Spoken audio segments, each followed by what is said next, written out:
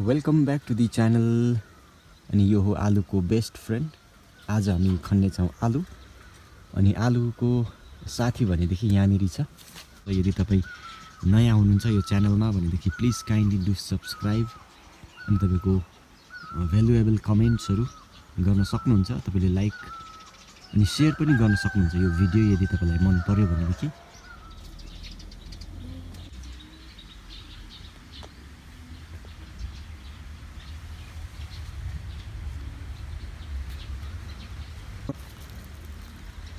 आज भने आलु खन्ने हो। यो रेडी टु हार्भेस्ट पोटेटो। अनि आलुको लागि आलु बोक्नु लागि यो डोको रेडी छ। यो ढाकी आलु कलेक्ट गर्नु लागि। अनि यसलाई भन्छ काँटा। यो पनि रेडी छ।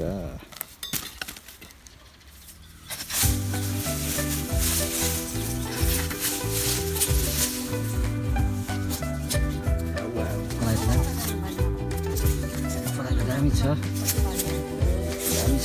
चिज त।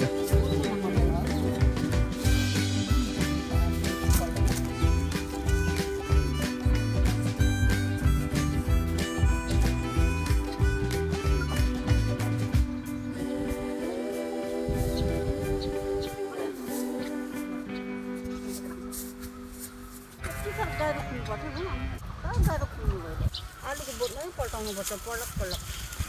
त्यसै गाइरो खुल्नु हुँदैन। कम्ती गाइरो पक्नु भएन त्यति गाइरो त छैन नि आलु पाल्नु। काटेको चाहिँ अलग्गै राख्नुपर्छ। गाइरो खुल्नु पर्दैन।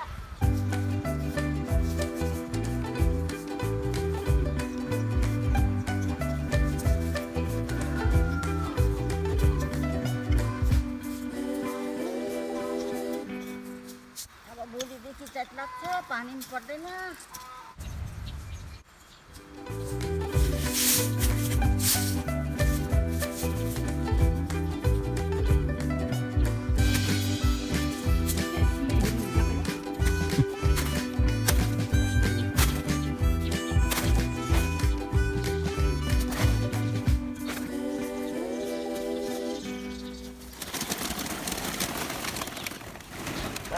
दामी छ आलु चाहिँ।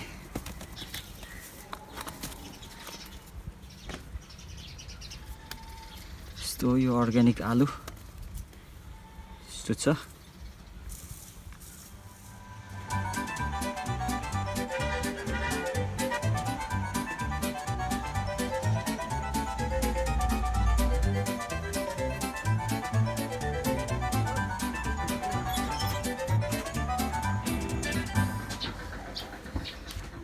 फाइनली आलु पनि खनिसकियो।